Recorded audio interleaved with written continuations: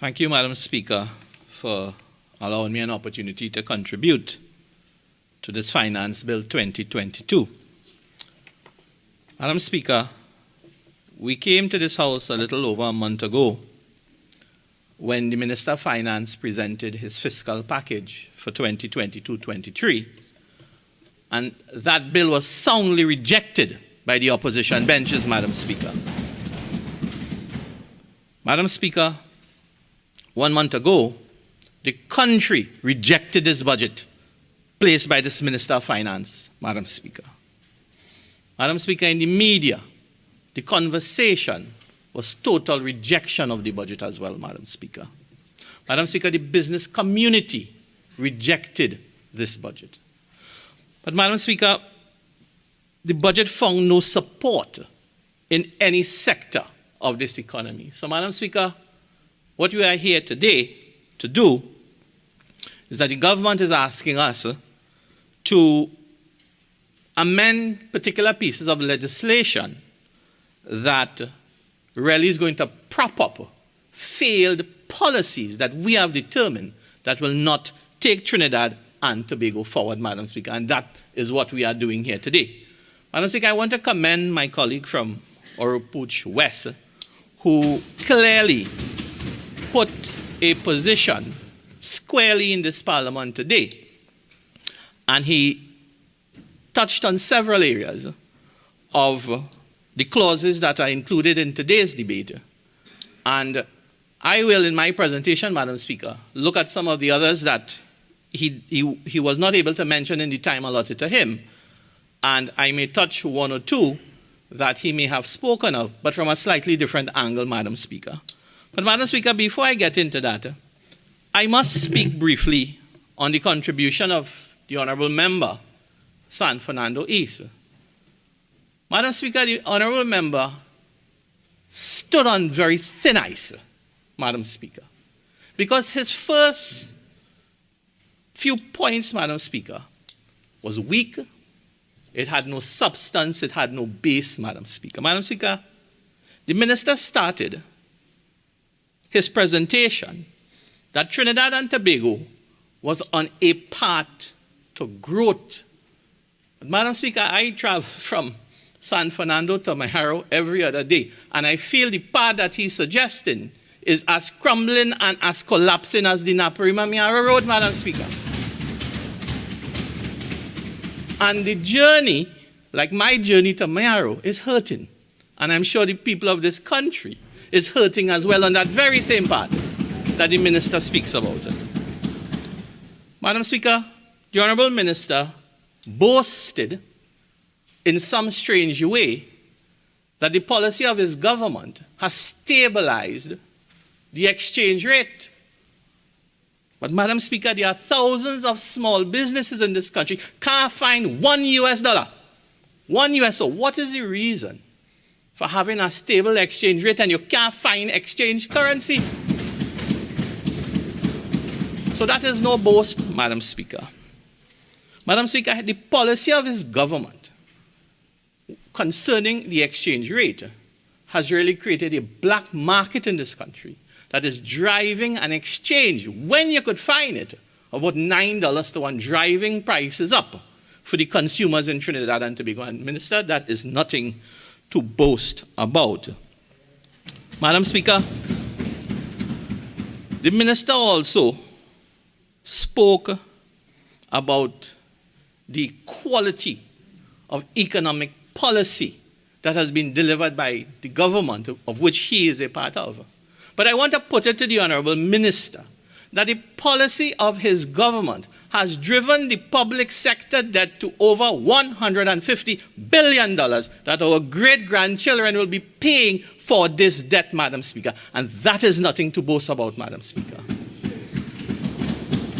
Madam Speaker, and lastly, in terms of my rebuttal to the thin ice that the Honourable Member was on, and this is what is surprising to me, that his government continues to hedge the future of Trinidad and Tobago on energy decisions. While it is important, I have no doubt in my mind that we have an energy market in this country, for a couple decades. But we have the Honorable Minister of Planning, who is going to be going to Egypt in a couple of days to COP27, and the conversation is about finding another alternative outside of carbon, fuel and fossils, Madam Speaker. So for the Minister to stand here today to talk about all the great things that they are doing in the energy sector, Madam Speaker, I think it's really a cop-out, to say the least, Madam Speaker. So, Madam Speaker, as I get into the clauses of the bill, I want to put on the record that looking at the bill itself, one would get a keen insight into a government that is really underperforming. They have underperformed, and the policy decisions clearly dictate that. Madam Speaker, a lot of the financial measures that have been presented by the minister today in terms of the legislative amendments, they're either very reactive or they seem to be agitated responses to national issues as they come up. But they lack creativity and vision in terms of how these amendments will take Trinidad and Tobago forward. So, Madam Speaker, a lot of the clauses that have been amended today really is going to place a financial toll on a lot of our citizens. And if you look at the schedules, Madam Speaker, you see $10 and $20 and $50. And to many of us here, that may not be a lot of money. But Madam Speaker, to the ordinary man on the street who are contending with the reality of life, high prices, high fuel prices, getting children to school, paying their mortgages, $50 is a lot of money, Madam Speaker. Madam Speaker, while all of this is happening, we do have thousands of people who have been placed on the breadline by poor policy decisions of this government. When you have some policy decisions that are being sold as a benefit to the working class, but you have 60,000 or 60%, of our working population earns less than $6,000 a month who will not benefit from any of the tax credits that they are being provided to. Madam Speaker, when you look at issues that the government should have bring bits and pieces of legislation to amend that would deal with the issues around staff, shortages of public officers, digitization, to fix some of the ailing components of our economy, Madam Speaker. But Madam Speaker, that was not done. The minister came today and he provided a very basic surface type explanation for the amendments, and I will attempt to raise some issues on some of them, Madam Speaker. Madam Speaker, let's look at clause 2, which is a very simple clause. They are looking to raise the fees for a commissioner of affidavit and the environment that he operates in. And you're talking about $2.50 and $4 and so on. But Madam Speaker, is raising these prices, these fees, fixing the current problems we are having with the whole system of affidavits and why that is important? Madam Speaker, the very lowest, the most downtrodden in our communities, Madam Speaker, their sole and probably only form of some legal support is through affidavits. Because some of them can't, get to pay attorneys and so on, so they go to a commissioner of affidavit and they get these sworn declarations to help get a self-help grant to apply for WASA and so on in lieu of not having title documents. So, Madam Speaker, when we are raising these fees for these areas, we are really touching the most vulnerable in the society. Madam Speaker, the Honorable Attorney General, who is not in the chamber at this time, and I know I would have raised it with the former Attorney General, in Rio Claro, we have one. And the police has reached out to me on several occasions asking for my intervention because it's difficult for the police to operate without having sometimes these commissioner of affidavits, the JPs and so on, to assist them in processing their cases and so on. So, Madam Speaker, I'm saying that legislation coming today really ought to help fix some of those issues rather than just being punitive and raising fees and so on, Madam Speaker. So, Madam Speaker, that is one of the issues that I would have when coming to Clause 2. Madam Speaker, as we look at Clause 3, dealing with the firearms and firearms licenses and so on, and I know my colleague, the member for Oropuch West, did spend a considerable amount of time in tackling a few issues around that. But I just want to reiterate very quickly without going too much in depth into it, is that I feel too, and I share his view, that the state seems to be punishing law-abiding citizens for wanting to seek to protect themselves in the middle of this crime pandemic that is affecting the country, Madam Speaker. Madam Speaker, I will have to ask the question. The state having failed to capture and punish criminals, is the government taking out, its wrath on the victims of the crime by making it difficult? Member, I think that sure. It shouldn't be said that way. If you could withdraw it and find another sure. way. Withdraw, Madam Speaker. In proper motives, sure. please. Thank you, Madam Speaker. I withdraw.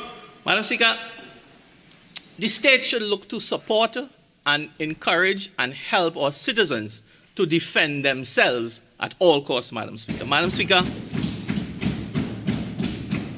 in looking, I have reviewed some of the licensing arrangement and fees in other jurisdictions in the Caribbean, Madam Speaker, and comparative reviews show that we are bordering on some of the highest fees in the region as well, Madam Speaker.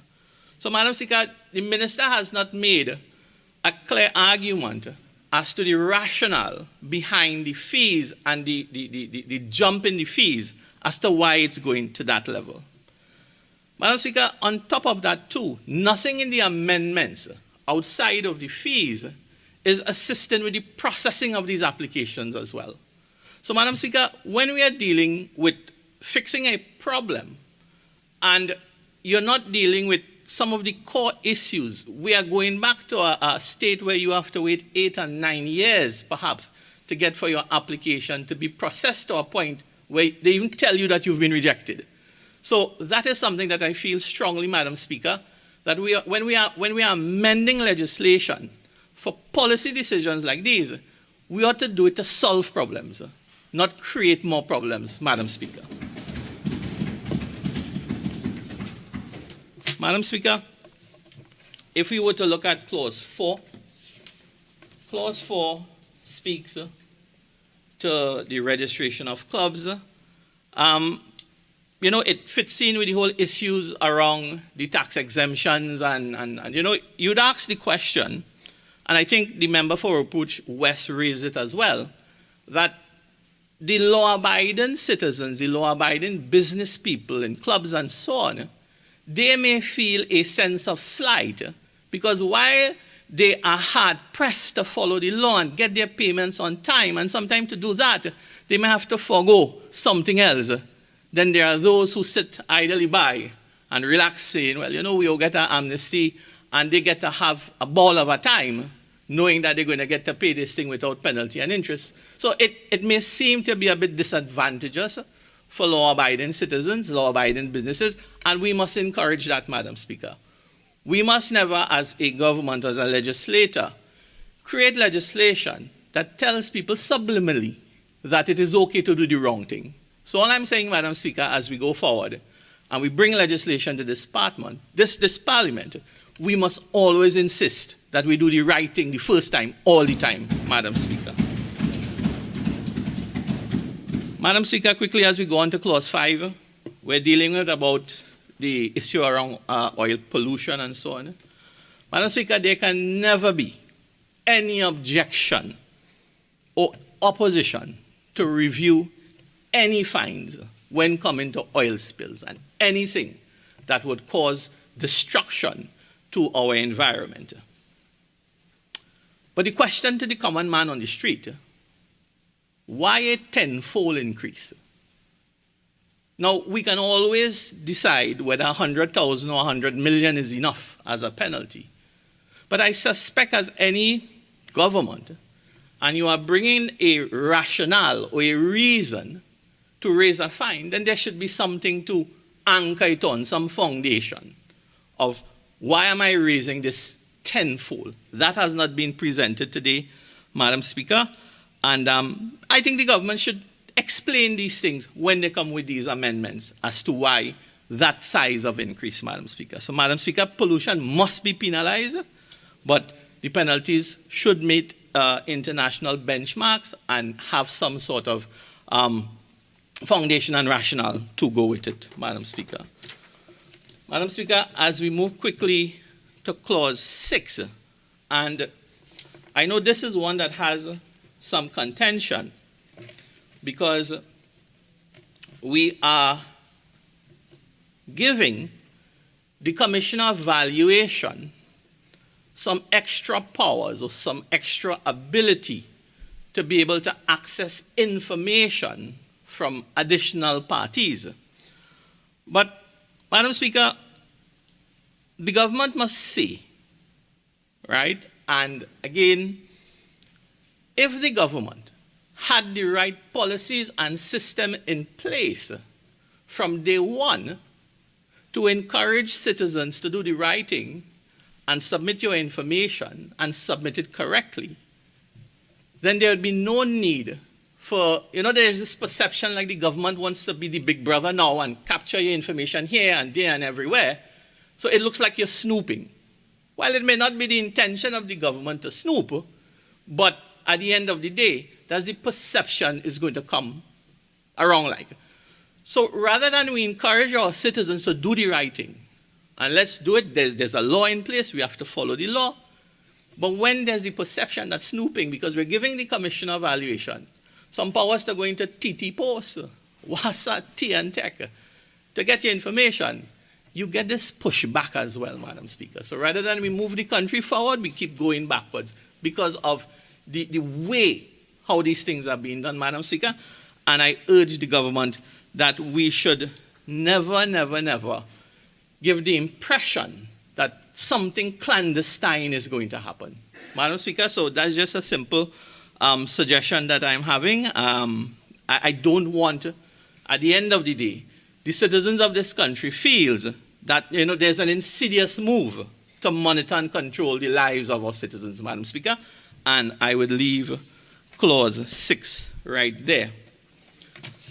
Madam Speaker, clause 7 is a bit close to me in terms of the issue around the penalties for illegal timbering, which in my respectful view, Madam Speaker, the increase in the fines really only go as far as curbing the offense as it is today. But Madam Speaker, the government has really moved very, very slowly, and I think they have not done enough in dealing with the crisis of deforestation, Madam Speaker.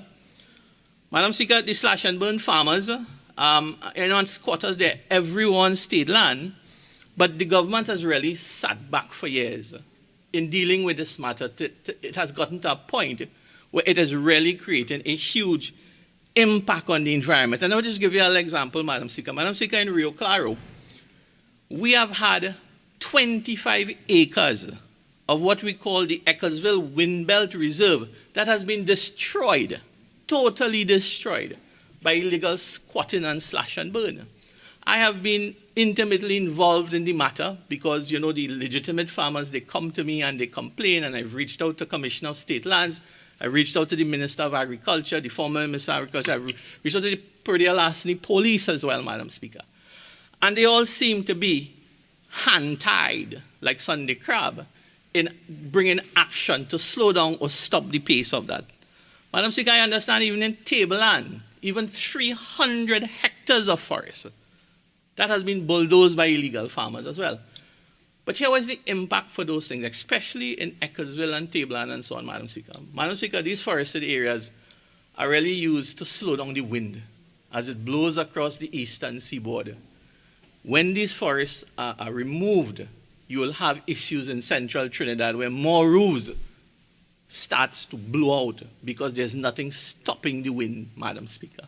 So, Madam Speaker, that is why it's important That is why I'm saying that, the issues around illegal timber and the fines and so on, all that is nice, but I think we have not done enough as a government, as a parliament, to really put a stop to this particular matter.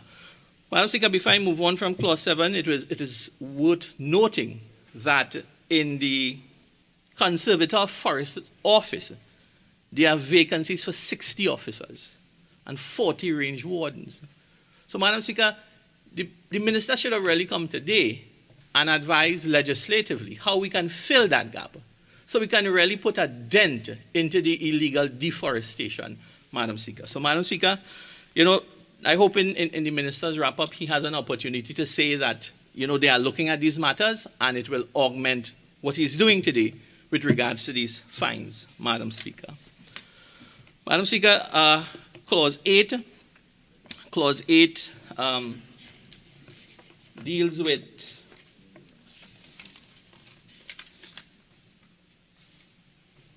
the issue around the Income Tax Act, personal allowance, the increase, what the member for Orange West calculated at a $4 a day improvement in your financial life, and the reality around that. Madam Speaker, any type of tax credit on salary,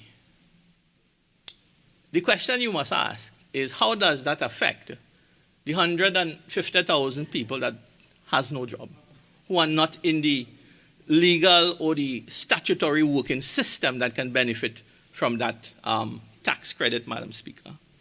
So, Madam Speaker, again, the country sees it as empty and vacuous as a promise.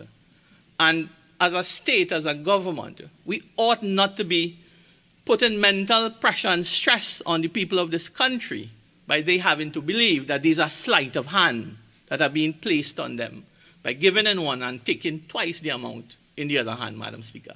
So we must be wary, we must be careful when we come to this Parliament to issue or to bring legislation or legislative amendments, Madam Speaker. Madam Speaker, the whole issue around tax amnesty, we've spoken about this tax amnesty coming for many years from the previous administration to this administration. But I think the point that we're missing, Madam Speaker, is when we offer these amnesties, we are really hemorrhaging. We are losing money when we offer these amnesty. But if I were to ask the state, why in the last 7 years we have not been able to plug the loopholes at the Board of Inland Revenue, strengthen the manpower requirement, and all the weaknesses that goes around in the tax collection system, we wouldn't have to be hemorrhaging money today with tax amnesties. And that is the question. And that is what any sensible, mature, responsible Minister of Finance ought to be bringing to this Parliament to fix those issues, Madam Speaker. Madam Speaker, Clause 9, we speak about the value-added tax.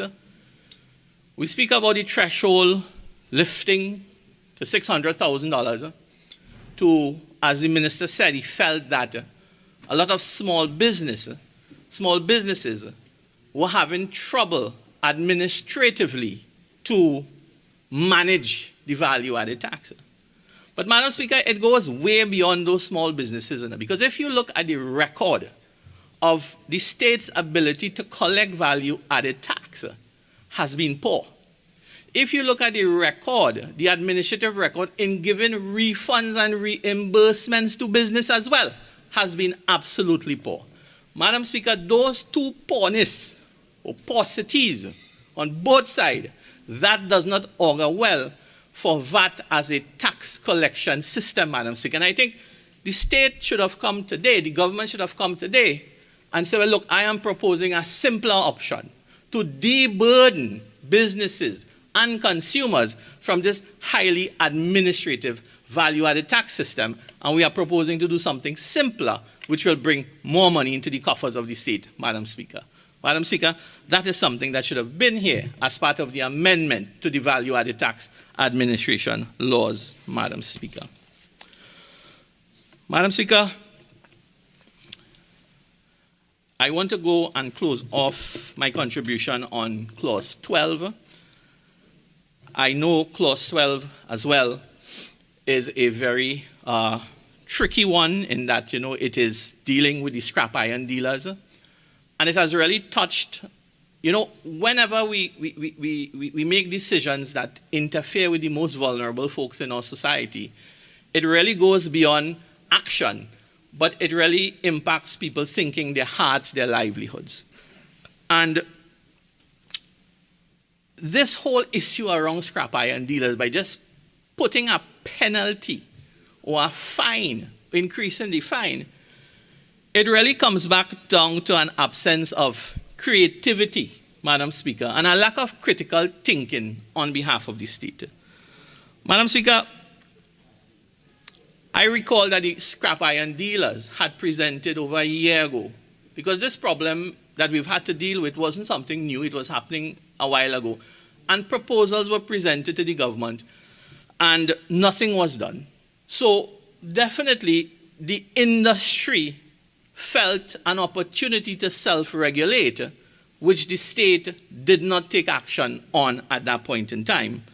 So what we feel today, Madam Speaker, is that the minister should have come to amend the relevant pieces of legislation to allow for better policing of the system, perhaps look at a stricter licensing regime for the industry, a registration of all operators that are working in the industry, and again, periodic inspection of their facilities to make sure that there is no stockpiling of these copper and copper elements, Madam Speaker. Madam Speaker, in closing, on this issue of the scrap iron dealers and this issue of these fines, in our business, in the type of business that we do in the energy sector, Madam Speaker, there's something called a root cause analysis. And if one were to look at the root cause of why are these fellas risking their lives to climb up a pole 2 o'clock in the morning and chop a line which they feel is a copper line. It could be another line full of electricity. But Madam Speaker, it is fed by the high unemployment level, the steep cost of living, and the criminal culture that we are creating in this country, Madam Speaker. So they get a little brave, Madam Speaker. And when one of these fellas die, they leave behind a family, some children, that ends up in the same cycle of poverty and so on. So, Madam Speaker, if we don't address the root causes for these things from a legislative level, from a policy decision level, Madam Speaker, we will not be successful as a country and as a nation, Madam Speaker. Madam Speaker, all of these things that I have mentioned today in my very short contribution, it really shows a government that is aimlessly trying to find a space. They are, in so many difficult areas, and they are just not creative in finding some solutions going forward. So, Madam Speaker, these amendments that we are debating today, it requires a simple majority. It will be passed.